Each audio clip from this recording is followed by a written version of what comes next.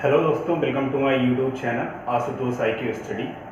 और आज हम आपको बताने वाले हैं क्लास 10th की ट्रिग्नोमेट्री के कुछ NCERT क्वेश्चंस, जो कि आज आपको हम बताएंगे और उस पर ही डिस्कशन होगी। और जैसा कि हमने कहा था कि NCERT के कुछ बेसिक क्वेश्चन जो कि हम आपको हिंट देंगे, बाकी सीरियल वाइज 1 to 1 हम आपको नहीं बताएंगे, केवल और केवल वही क्वेश्चंस आपको बताएंगे जो आपके लिए कॉम्प्लिकेटेड होंगे फ्यूचर में, ठीक है ना। तो फ्यूचर के लिए जो भी कॉम्प्लिकेटेड क्वेश्चन होंगे उनके बारे में आज हम आपको बताएंगे, ठीक है ना। तो चलिए आज का टॉपिक हम शुरू करते हैं। क्लास 10th की ट्रिग्नोमेट्री चैप्टर 8.1 का पहला क्वेश्चन। तो चलिए देखते हैं अपने स्टडी की ओर।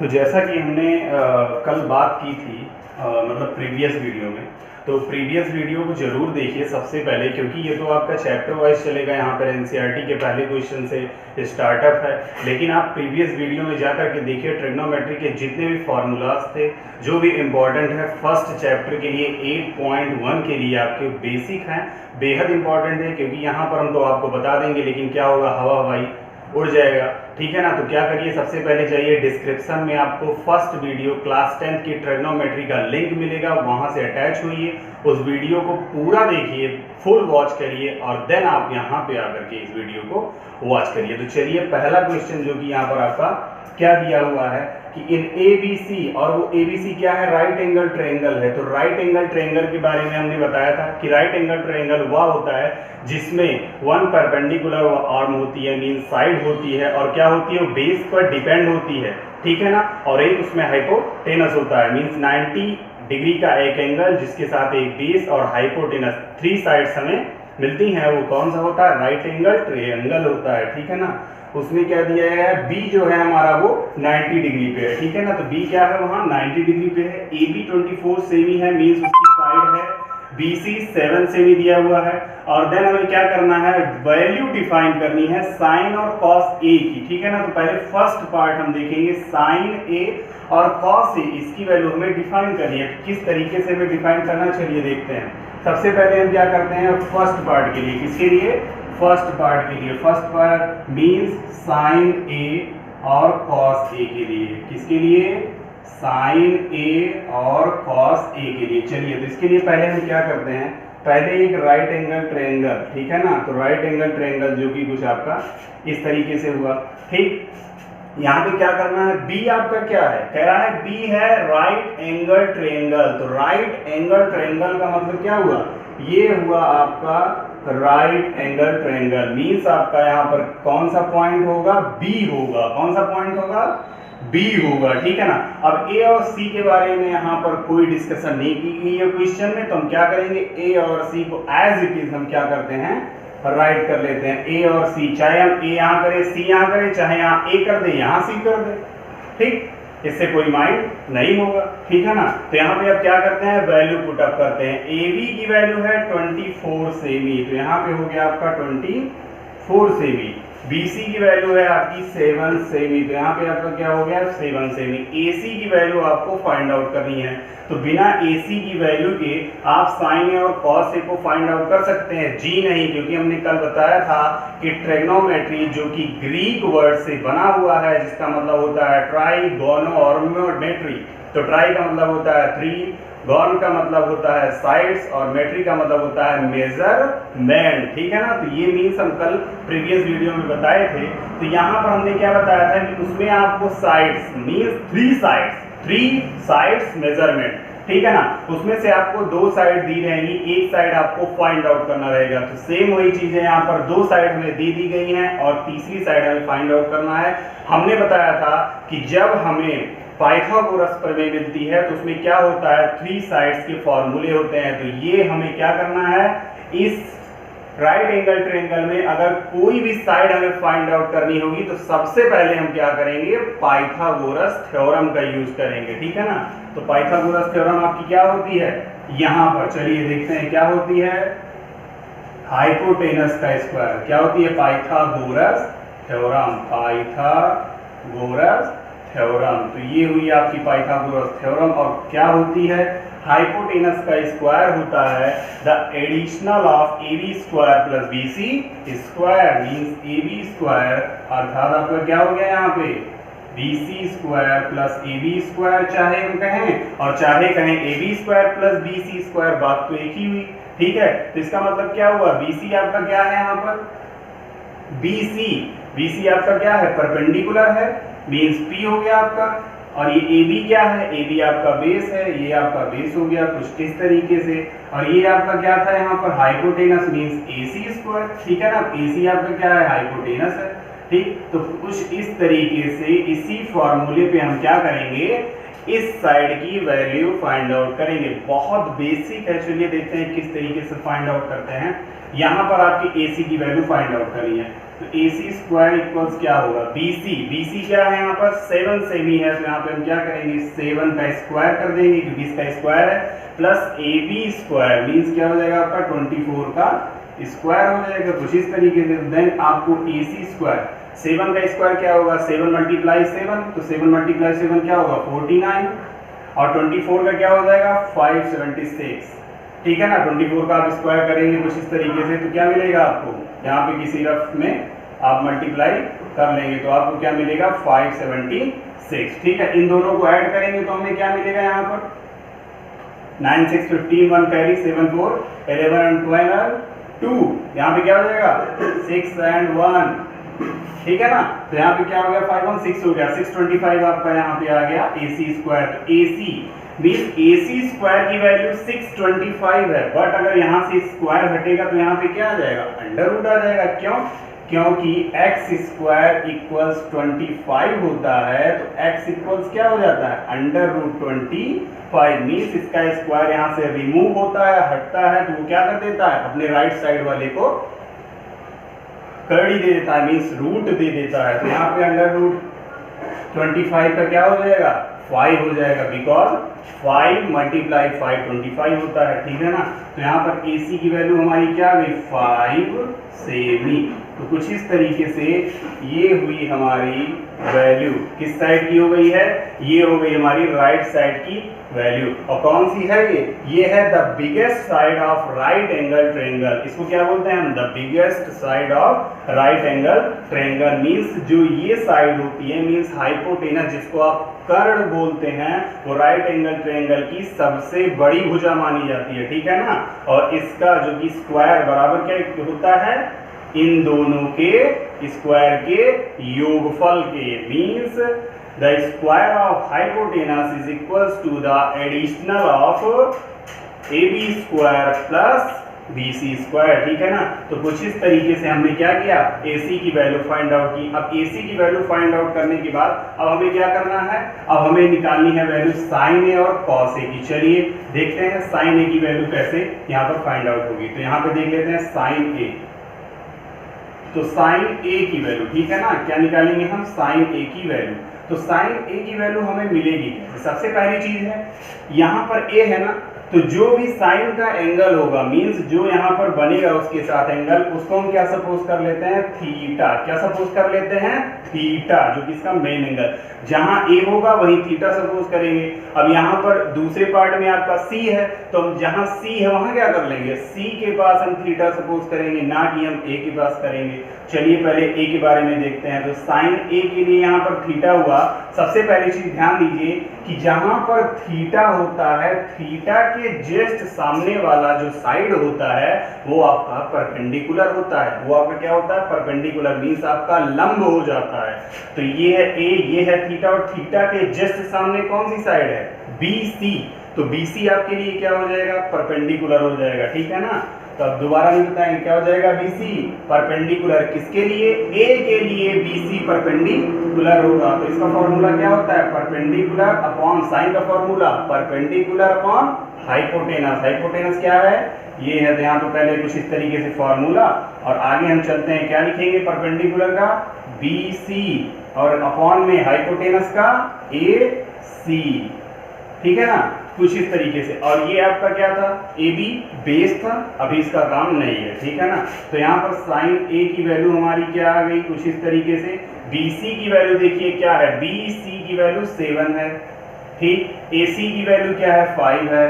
तो ये 7/5 हमारा क्या हो गया, आंसर हो गया कुछ इस तरीके से। तो साइन ए की वैल्यू 7/5 कैसे आई, फर्स्ट पार्ट में आपकी फिगर 1 से, ठीक है ना। तो ऐसे ही हम अगर कॉस की वैल्यू फाइंड आउट करना चाहें तो कैसे करेंगे, चलिए यहाँ पर देख लेते हैं कॉस ए की वैल्यू। तो कॉस ए की वैल्यू कुछ इस तरीके से फाइंड आउट करेंगे तो क्या होगा, देखिए कॉस ए आपका होता क्या है, जाइए प्रीवियस वीडियो में देखिए कॉस ए क्या था, बेस अपॉन हाइपोटेनस। तो यहाँ पे क्या हो जाएगा, बेस अपॉन हाइपोटेनस। तो यहाँ से कॉस ए इक्वल्स क्या होगा, बेस क्या है यहाँ पे ए के लिए, ए के लिए अगर ये परपेंडिकुलर हुआ तो ये क्या हुआ, बेस हुआ। ए बी आपका क्या हुआ, बेस हुआ। तो ए बी और हाइपोटेनस क्या हुआ, ए सी, जो कि कभी चेंज नहीं होता है। तो ऐसे भी कभी कभार बच्चे पूछते हैं कि क्या हाइपोटेनस मीन्स जो सबसे बड़ी साइड होती है चेंज होती है, नहीं, ऐसा बिल्कुल नहीं है।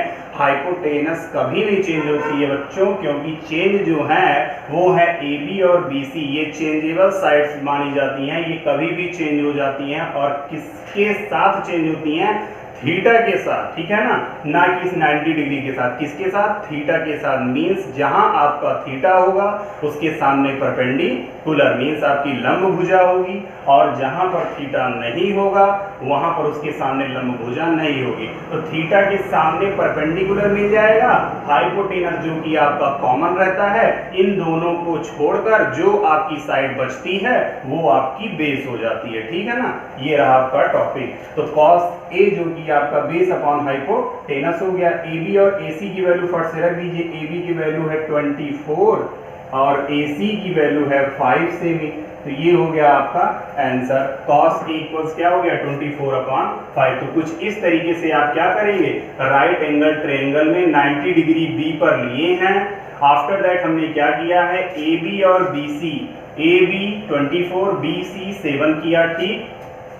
देन हमें क्या करना था, ये इस साइड को हमें क्या करना था, फाइंड आउट करना था। क्या किया हमने फाइंड आउट करने के लिए, पाइथागोरस थ्योरम का यूज किया, क्योंकि सिर्फ इसी के यूज से हम क्या कर सकते थे, इस साइड की वैल्यू फाइंड आउट कर सकते थे। Then applying the formula of Pythagoras हमने क्या किया, AC square equals BC square plus AB square means H square equals to P square plus B square, Hari भैया का स्क्वायर प्लस पप्पू भैया का स्क्वायर प्लस बड़े भैया का स्क्वायर। तो यहाँ पे क्या हो गया आपका, AC equals P means BC, तो BC की वैल्यू 7 थी, 7।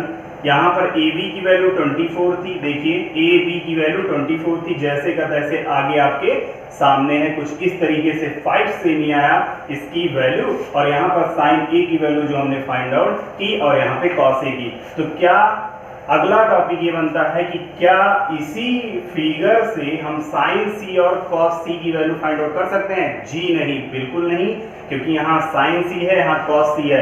हमें इस फिगर की यूज से नहीं, हमें दूसरा फिगर बनाना पड़ेगा, ठीक है ना। तो चलिए दूसरे फिगर में हम देखते हैं साइन सी और कॉस सी के लिए, इसको आप राइट डाउन करिए, चलते हैं हम दूसरे फिगर की ओर।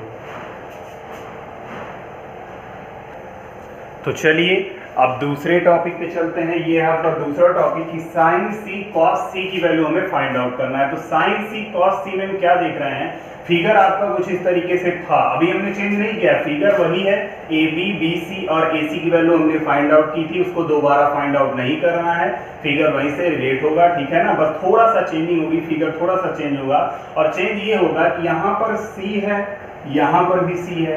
तो C के लिए मीन्स जो एंगल यहाँ पे थीटा था A के लिए, जब हमने A की वैल्यू साइन A और कॉस A की वैल्यू फाइंड आउट की थी, तो A के लिए थीटा यहाँ पर हमने सपोज किया था। अब वही थीटा कहाँ होगा, C के पास होगा, तो कुछ इस तरीके से वो थीटा यहाँ पर हुआ, ठीक है ना।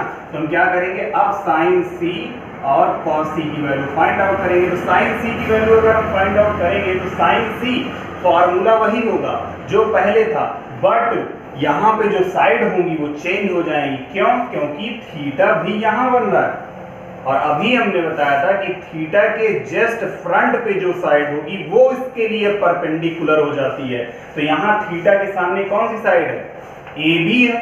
कौन सी साइड है, ए बी है। तो सी के लिए परपेंडिकुलर क्या हुआ, ए बी हुआ, तो 24 सेम इसके लिए परपेंडिकुलर हो गया, और ये साइड कॉमन होती है, मींस हाइपोटेनस। आपकी कर्व जहाँ हाइपोटेनस क्या होती है, कॉमन होती है। हमें परपेंडिकुलर और हाइपोटेनस यही टू साइड्स होती हैं जो हमें मिल जाती हैं, और जो तीसरी होती है वो क्या होती है, फ्री में मिल जाती है, क्योंकि जब ये दोनों फाइंड आउट हो गई, डिफाइन हो गई, तो तीसरी जो बची वो हो गई बेस। ठीक, तो ये आपकी हो गई BC बेस, ठीक है ना। तो यहाँ पर ये हो गई आपकी परपेंडिकुलर, ठीक है, ये हो गई जो कि आपकी थी हाइपोटेनस, तो अब ये क्या हो गई, बेस। ठीक, तो यहाँ पे हम क्या करेंगे, sine C equals perpendicular upon hypotenuse. तो परपेंडिकुलर यहाँ पे क्या है, देखिए AB है, तो यहाँ पे आपका AB हो गया कुछ इस तरीके से, और हाइपोटेनस जो कि आपका पहले से AC था, ठीक है ना। तो साइन C की वैल्यू आपके पास क्या मिली, AB upon AC, AB upon AC means 24/5। ये आपका क्या हो गया आंसर साइन C के लिए। सेम एज हम cos C के लिए देख लेते हैं, चलिए। तो cos C के लिए क्या होगा, चलिए cos C का फॉर्मूला क्या होता है, बेस अपॉन हाइपोटेनस। क्या होता है, बेस अपॉन हाइपोटेनस। तो यहाँ बेस क्या होगा, ये नहीं होगा, ये तो थीटा के फ्रंट पे है ना, अभी बताया गया परपेंडिकुलर होगा। बेस क्या होगा, ये होगा 7, ठीक है।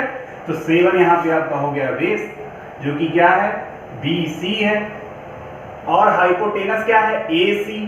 तो यहाँ पर AC आपका हाइपोटेनस हो गया, तो cos C इक्वल्स आपका क्या हो जाएगा, BC अपॉन AC मीन्स 7/5। कुछ इस तरीके से आपका क्या हो जाएगा, cos, जो कि आपका हो जाएगा आंसर। तो पहला क्वेश्चन जो कि आपका कुछ इस तरीके से था, यहाँ पर हमने क्या किया, हमने sin A cos A की वैल्यू फाइंड आउट की। फिर दूसरा फिगर बनाया जिसमें हमने क्या किया है, थीटा के प्लेस को केवल चेंज किया है। तो हमने थीटा के प्लेस को चेंज करके आफ्टर दैट हमने क्या किया, उस क्वेश्चन को सॉल्व किया, और ये रहा आपके सामने आंसर। तो टाइम ना वेस्ट करके इसको राइट डाउन करें और चलते हैं तीसरे क्वेश्चन की ओर, दूसरा भी देखने के बाद।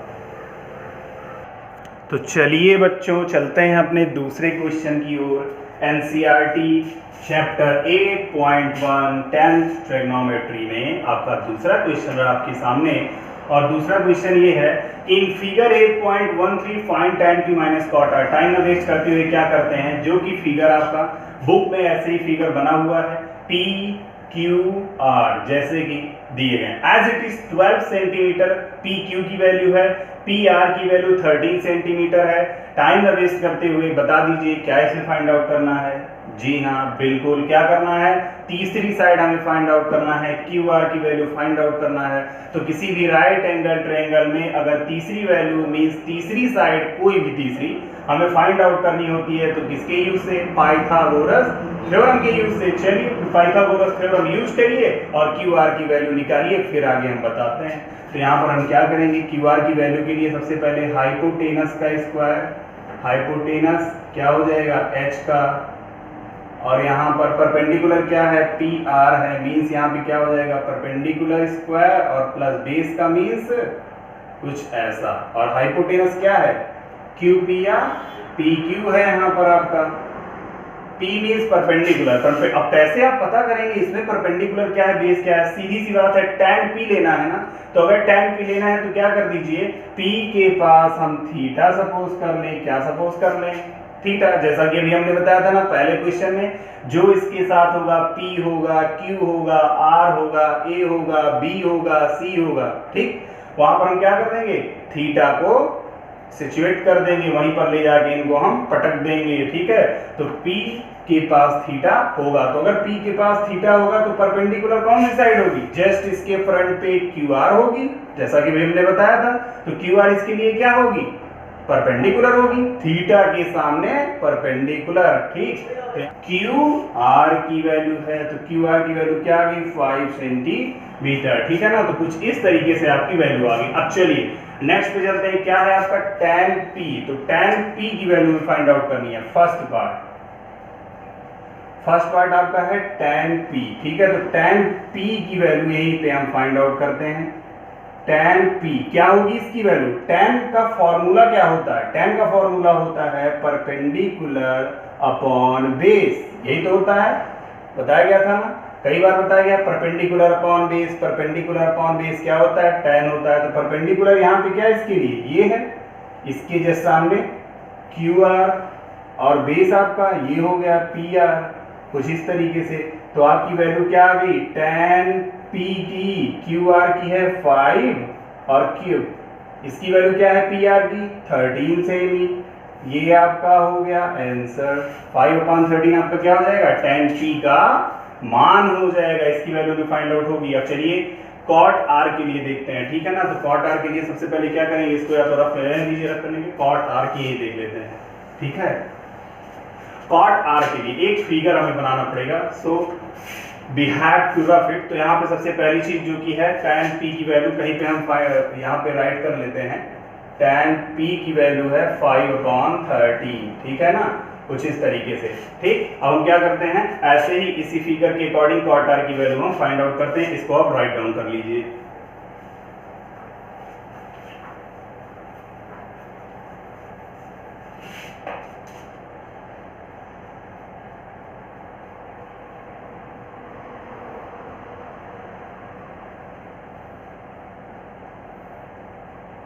ठीक, कुछ इस तरीके से था आपका। यहाँ पे क्या था Q, यहाँ पे क्या था P, यहाँ पे क्या था आपका R, कुछ इस तरीके से। अब यहाँ पे देखिए ये क्या है R है, तो क्या यहाँ पे हम R रख सकते हैं, क्योंकि यहाँ पर तो ऑलरेडी 90 डिग्री का एंगल बनता है। तो अगर यहाँ पे 90 डिग्री का एंगल बनता है तो क्या यहाँ पे हम R को सपोज कर सकते हैं, नहीं, क्योंकि जहाँ पर पहले से परपेंडिकुलर एंगल है 90 डिग्री का एंगल है, वहां पर हम दोबारा से किसी और एंगल को कैसे सपोज कर सकते हैं भाई, ठीक है ना। तो यहाँ पर समझने वाली बात यह है कि R की जगह जहाँ पे 90 डिग्री का एंगल होगा वहां पे हमें उस वैल्यू को नहीं राइट करना है। तो R को हम चाहे यहाँ कर दे चाहे यहाँ कर दे। चलिए हम R को कुछ इस तरीके से यहाँ कर देते हैं और हम क्या कर देते हैं Q को इस तरीके से यहाँ कर देते हैं, ठीक है ना। तो इसकी वैल्यू 5 आई थी और इसकी वैल्यू आपकी जो थी 13, ठीक है ना।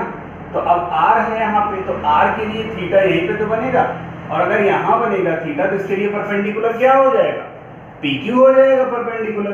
तो यहाँ पे हम क्या देखते हैं cot R के लिए, cot R इक्वल्स क्या होगा, tan का अपोजिट cot होता है, तो क्या होगा इसका परपेंडिकुलर अपॉन बेस होता है, तो इसका क्या हो जाएगा बेस अपॉन परपेंडिकुलर। तो cot R के लिए हमें वैल्यू क्या मिली है बेस, इसके लिए बेस क्या होगा भाई, इसके सामने तो परपेंडिकुलर हमारा PR हो गया, बेस क्या बचा RQ, RQ हो गया बेस, परपेंडिकुलर हमारा हो गया RQ क्या हो गया बेस, परपेंडिकुलर क्या हो गया PQ। तो यहाँ पे हमारा हो गया PQ। RQ और PQ की वैल्यू यहाँ से राइट डाउन कर लीजिए, बस वही होगा आपका आंसर। तो RQ और PQ, RQ की वैल्यू है 5, PQ की वैल्यू आपकी क्या है, देखिए PQ 13, तो ये हो गया आपका cot R। Then find out the value of tan P minus cot R।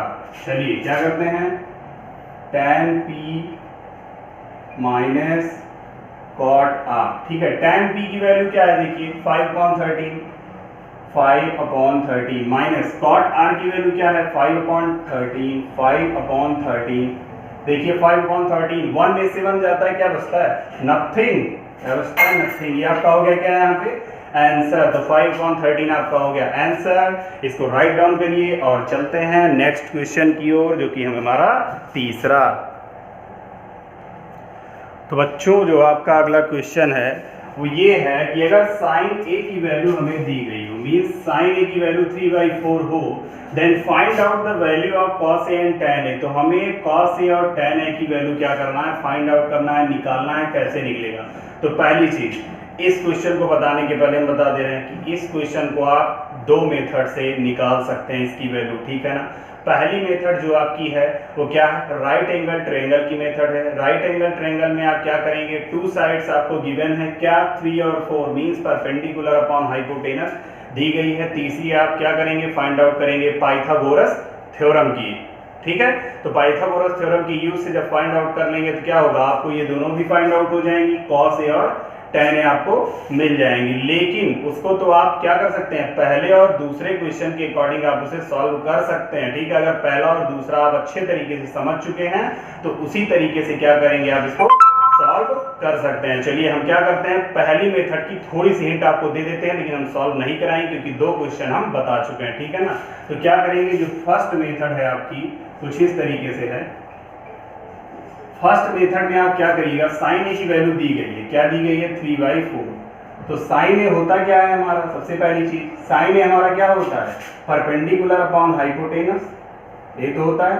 तो हम क्या करेंगे, जो फिगर हम बनाएंगे उस फिगर में हम क्या करेंगे, परपेंडिकुलर और अपॉन हाइपोटेनस, यहाँ पे ए हो जाएगा, यहाँ पे बी हो जाएगा, यहाँ पे सी हो जाएगा, कुछ इस तरीके से। देखिए ए है तो ए के प्लेस पे क्या करेंगे, थीटा ही तो सपोज करेंगे जो उसके साथ एंगल होगा, और इसके सामने फ्रंट पे क्या होगा, थीटा के सामने ही तो परपेंडिकुलर होता है, तो बीसी परपेंडिकुलर हो जाएगा आपका। तो बीसी यहाँ पे क्या है आपका, देखिए 3 है, तो यहाँ पे 3 हो गया, और अपॉन हाइपोटेनस क्या है आपका 4 है। देखिए अब तीसरी साइड जो बची बेस, तो बेस हमें फाइंड आउट करना है किससे, पाइथागोरस थ्योरम की यूज से। तो पाइथागोरस थ्योरम का जब आप यूज करेंगे तो इसकी वैल्यू क्या आएगी पता है, तो यहाँ पे क्या होगा आपका, AC square equals to BC square plus AB square. तो यहाँ पर कुछ इस तरीके से,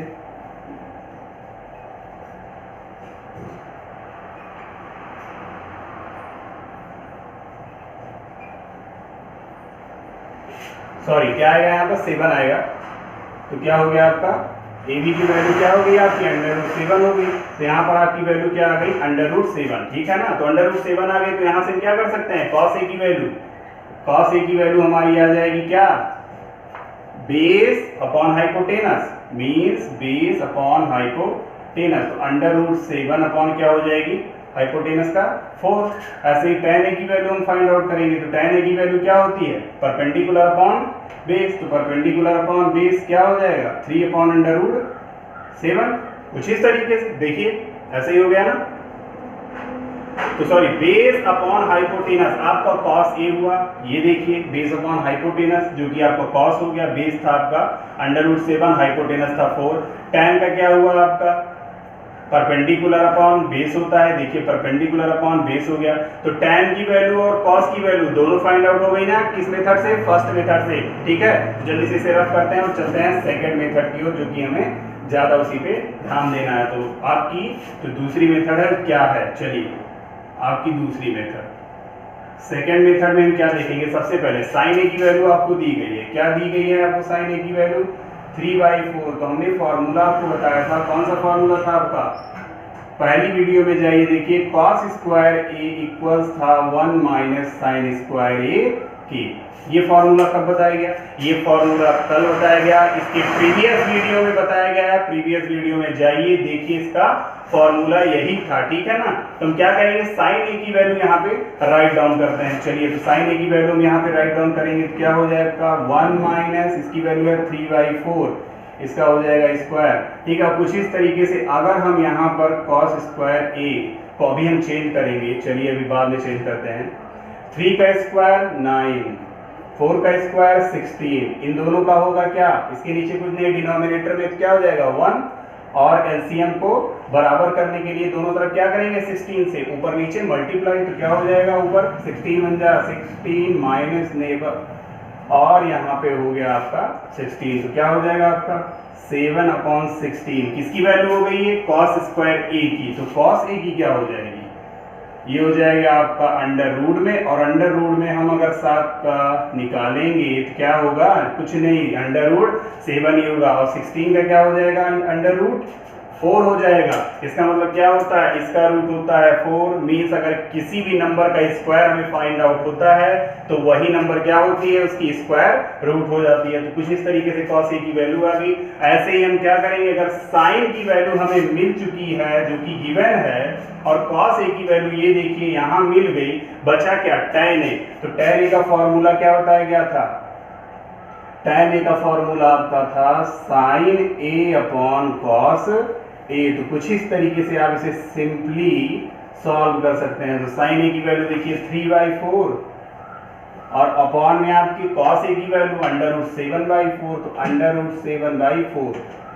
कल हमने क्या किया था, बताया था कोई फॉर्मूला A/B/C/D, कुछ इस तरीके से A/B/C/D। तो क्या होता है, वो चेंज होता है, कैसे चेंज होता है, देखिए कैसे चेंज होता है, tan A इक्वल्स 3/4 और मल्टीप्लाई 4 ऊपर और √7 नीचे हो जाएगा। तो 4 से 4 कैंसिल, आपका आंसर क्या आएगा, 3/√7। तो tan A की वैल्यू आपकी क्या आई, 3 अपॉन अंडर रूट 7, जो कि आपकी राइट एंगल ट्रायंगल की मेथड थी, उसमें भी क्या आया था, tan a की वैल्यू आई थी 3 अपॉन अंडर रूट 7। ये देखिए आपकी सेकेंड मेथड है, कुछ इस तरीके से पहले हमने साइन a की वैल्यू को लेकर के इस फॉर्मूले का यूज करके, जो कि कल बताया गया था फॉर्मूला प्रीवियस वीडियो में, पहली लिंक डिस्क्रिप्शन में दी गई है, वहां से जाके अटैच हुई है, उसको देखिए।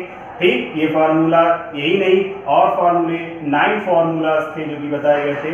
तो cos a की वैल्यू यहाँ से फाइंड आउट हुई। ये भी फार्मूला उसी वीडियो में बताया गया था, tan a इक्वल्स होता है sin a upon cos a, means the ratio of sin and cot is equal to tan a। ठीक है ना, तो sin और cos का रेशियो किसके इक्वल्स होता है, tan की। वही वैल्यू रख करके हमने क्या किया, फाइंड आउट कर लिया। मींस फर्स्ट मेथड और सेकंड मेथड दोनों से आपने देख लिया ना कि किस तरीके से आप इसको सॉल्व कर सकते हैं। ऐसा नहीं है कि राइट एंगल ट्रायंगल के ही मेथड से आप इसको सॉल्व करें, इस मेथड से आप सॉल्व करेंगे आपको नंबर मिलेगा ही मिलेगा, कोई इसको गलत नहीं कर पाएगा। ठीक है ना, तो ये था आपका नेक्स्ट क्वेश्चन। इसके बाद अगला देखते हैं जो कि आपका चौथा क्वेश्चन है। तो चलिए टाइम ना वेस्ट करते हुए देखते हैं अपना अगला question. 15 cot equals to 8, find sin a and sec a। आपको sin a और sec a की वैल्यू फाइंड आउट करना है जब आपको कुछ इस तरीके से दिया गया हो कि 15 cot इक्वल्स 8 है। सबसे पहले जो बच्चे ये ध्यान दे रहे हो कि राइट एंगल ट्रायंगल के मेथड से इसको तो ऐसे सॉल्व ही नहीं किया जा सकता कि ये फॉर्मूले मेथड से आएगा, आएगा जरूर आएगा। तो राइट एंगल ट्रायंगल के मेथड से आप लाएंगे, जो कि अभी हमने तीसरा तो बता दिया, ना बताते बताते बता दिया, लेकिन इसको हम नहीं बताएंगे राइट एंगल ट्रायंगल के मेथड से, जो कि इजी है। 3 क्वेश्चन बताए जा चुके हैं, चौथा हम नहीं बताएंगे, चौथा आप इस मेथड से इसको निकालेंगे। तो हम बताएंगे आपको कौन सी मेथड, दूसरी मैथ सेकंड, जो कि आपकी दूसरी मेथड है फॉर्मूला मेथड। ठीक है, जैसे तीसरा क्वेश्चन आपको फॉर्मूले के मेथड से बताया गया था और वो इंपॉर्टेंट भी है। आपको सिर्फ 10th को ही नहीं देखना है, 11 में भी आप जाएंगे, 12 में भी आप जाएंगे, तो आपको अपना फ्यूचर क्या करना है, स्ट्रॉन्ग करना है। तो सबसे पहले राइट एंगल ट्रायंगल सिर्फ फर्स्ट एक्सरसाइज में 2 से 3 ही क्वेश्चन, 4 क्वेश्चन आपको मिलेंगे ज्यादा से ज्यादा, लेकिन जो आपके आगे की एक्सरसाइजेज हैं उसमें आपको फॉर्मूला मेथड से ही सॉल्व करना है। कब तक आप राइट एंगल ट्रायंगल की मेथड से सॉल्व करेंगे, ठीक है ना। तो राइट एंगल ट्रायंगल की मेथड से 2-3 क्वेश्चन बहुत है, तो हम आप क्या बताएंगे, फॉर्मूले मेथड से ही आगे के क्वेश्चन बताएंगे। चलिए तो क्या करते हैं हम, सबसे पहले हम दूसरी मेथड के अकॉर्डिंग हम सॉल्व करते हैं, फॉर्मूला मेथड। तो चलिए दूसरी मेथड है जो कि आपकी फॉर्मूला मेथड है। फॉर्मूला मेथड में हम क्या देखते हैं कि 15 cot a दिया गया है, 15 cot a दिया गया है 8। तो यहाँ से सबसे पहले हम क्या करेंगे, cot a की वैल्यू 15 कहाँ जाएगा, इसके नीचे कुछ इस तरीके से। तो cot a की वैल्यू क्या आ गई, 8/15। और अगला फार्मूला जो कि हमें इसमें फाइंड आउट करना है, तो cot का फार्मूला किसके रिलेशन में होता है, cosec के रिलेशन में होता है। जी हाँ, किसके रिलेशन में होता है, cosec के रिलेशन में होता है। कल ये फॉर्मूला बताया गया, प्रीवियस वीडियो में बताया गया है, फॉर्मूला लर्न कीजिए जल्द से जल्द। तो cosec स्क्वायर a -1 इक्वल्स क्या होगा, cot स्क्वायर a की। यही फॉर्मूला हमें क्या करना है, यूज करना है। तो चलिए तो इसमें क्या करते हैं, हमें cosec की वैल्यू फाइंड आउट करनी है। तो यहाँ पर cot स्क्वायर a के पास जब -1 को भेजेंगे तो ये +1 हो जाएगा। तो cosec स्क्वायर a इक्वल्स क्या हो जाएगा, 1 + cot स्क्वायर a। ठीक है ना, देख रहे हैं। तो इसमें क्या करेंगे अब हम, cot की वैल्यू क्या है, 8/15। इसी वैल्यू को हम इसमें क्या करेंगे, राइट करेंगे। तो 8/15 यहाँ पे हमने राइट किया। आगे चलते हैं तो क्या मिलेगा हमें, 8 का 64, इसका स्क्वायर और 15 का 225, और 25 यहाँ पे हुआ, यहाँ पे 1 है तो क्या होगा इसका एलसीएम। तो 225 में इसका क्या होगा, डिनोमिनेटर के नीचे क्या है, 1 है, तो मल्टीप्लाई करेंगे तो यहाँ पे क्या हो जाएगा, 225 + 64, और अपॉन में एलसीएम इसका क्या हुआ, 225। आगे चलते हैं तो यहाँ पे 225 + 64 हम इसको ऐड करेंगे। तो ऐड जब करेंगे तो इसकी वैल्यू हमें क्या मिलेगी, चलिए ऐड करते हैं। यहाँ पे मिलेगा 54962 एंड 289/225। इसका स्क्वायर रूट फाइंड आउट करेंगे। तो इसका स्क्वायर रूट फाइंड आउट करेंगे तो क्या हो जाएगा, cosec a equals under root में हो जाएगा। देखिए स्क्वायर हटा जैसे ही अंडर रूट हो जाएगा, क्या 289/225। तो 289 है 17 का और 225 है इसका मीन्स 15 का।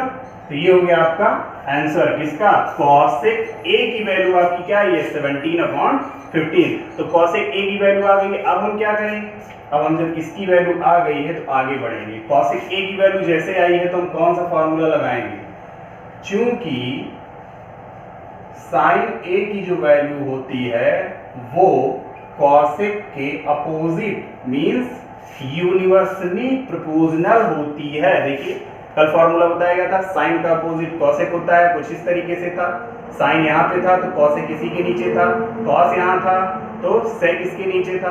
तो क्या हो जाएगा, साइन का अपोजिट कॉसेक। तो कॉसेक की वैल्यू क्या है यहाँ पर 17/15। तो यहाँ पे क्या हो जाएगा 1/17/15। तो 15 कहाँ जाएगा ऊपर, तो क्या आया हमारा 15/17। किसकी वैल्यू है, ये आ गई साइन की वैल्यू। क्या आई साइन की वैल्यू 15/17। ठीक है, तो ये साइन की वैल्यू हो गई। चलिए अब नेक्स्ट आगे चलते हैं।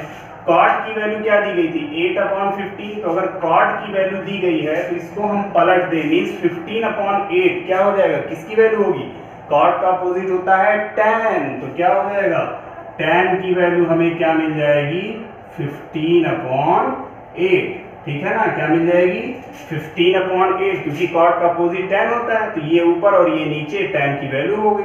ठीक है ना, तो यहाँ पर tan की वैल्यू हो गई, साइन की वैल्यू हमें मिल गई है, सेक की वैल्यू हमें निकालना है। चलिए तो सेक की वैल्यू निकालने के पहले सबसे पहले एक फार्मूला आपको बताते हैं। ये फार्मूला आपका नोटेड रहेगा।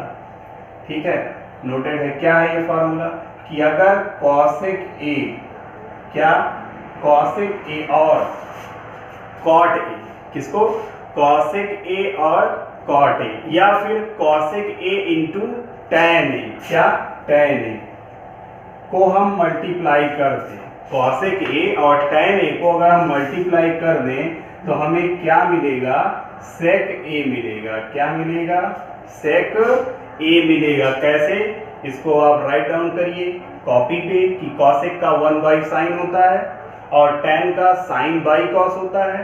तो 1/sin और इसका sin by cos, sine sine ऊपर नीचे अप एंड डाउन क्या हो जाएगा, कैंसिल, बचा क्या 1/cos। तो 1/cos आपका क्या होता है, कल बताया गया था, cos का अपोजिट सेक होता है। तो यहाँ पे क्या आ जाएगा आपका सेक आ गया ना। तो क्या हो जाएगा यहाँ पे, cos की वैल्यू क्या है देखिए 17/15। तो यहाँ पर हम कुछ इस तरीके से 17/15 cos की वैल्यू लिखे और tan की वैल्यू जो कि अभी हमने लाई थी क्या 15/8। 15/8। तो यहाँ पर 15 से 15 कैंसिल, तो आपकी वैल्यू क्या आ गई, किसकी, सेक ए की वैल्यू क्या आई 17/8। ये हो गया आपका आंसर इसका। तो पहला आंसर जो कि आपका ये था, क्या था 15/17। दूसरा आंसर किसका था, सेक ए का था 17/8। ये आपका दोनों आंसर हो गया। किस मेथड से, सेकंड मेथड जो कि फॉर्मूला मेथड थी हमारी, ना कि राइट एंगल ट्रायंगल के मेथड से आया। तो कुछ इस तरीके से, ठीक है ना। पहले हमने क्या किया, कॉट ए की वैल्यू दे ही गई थी, हमने फॉर्मूला अप्लाई करके कॉसेक ए की वैल्यू इस लाइन में, केवल इसी लाइन में कॉसेक ए की वैल्यू हमने फाइंड आउट कर ली। देन हमने क्या किया, कॉट को पलट दिया तो tan की वैल्यू आ गई, इसमें कुछ नहीं करना था। साइन ए का अपोजिट कॉसेक ए होता ही है, कॉसेक ए की वैल्यू हमने यहाँ से फाइंड आउट कर ली थी, वहां पे रखते ही हमें साइन की वैल्यू मिल गई। और ये था आपका जो कि नया फॉर्मूला, इसको राइट डाउन कर लीजिए, कहीं भी ये काम आ सकता, बेहद जरूरी है। ठीक है, कॉसेक और tan का मल्टीप्लाई सेक होता है। ठीक है, तो चलिए इसको राइट डाउन करते हैं और हम चलते हैं नेक्स्ट क्वेश्चन की ओर, या फिर आज के लिए वीडियो कुछ ज़्यादा ही लॉन्ग हो जाएगी। तो ये आपके फोर्थ क्वेश्चन जो कि इस वीडियो में बताए गए हैं, इसको अच्छे तरीके से प्रिपेयर कर लीजिए, जो कि नेक्स्ट क्वेश्चन 4, 5, 6, 8 जो कि आपके जितने भी क्वेश्चन 8.1 चैप्टर में होंगे, इसके नेक्स्ट वीडियो में बताए जाएंगे। Next video will coming soon, ठीक है ना, वो जल्द से जल्द आपके सामने होगी। तो आज के लिए बस इतना ही, ठीक है। चैनल को लाइक, सब्सक्राइब और कमेंट करना ना भूलें, क्योंकि अब अगर आप हमसे जुड़े रहेंगे तो आपको जल्द से जल्द वीडियोस मिलती रहेंगी, तो इसको करना जरूरी है, ठीक है ना। आज के लिए इतना ही, बस टाटा बाय बाय।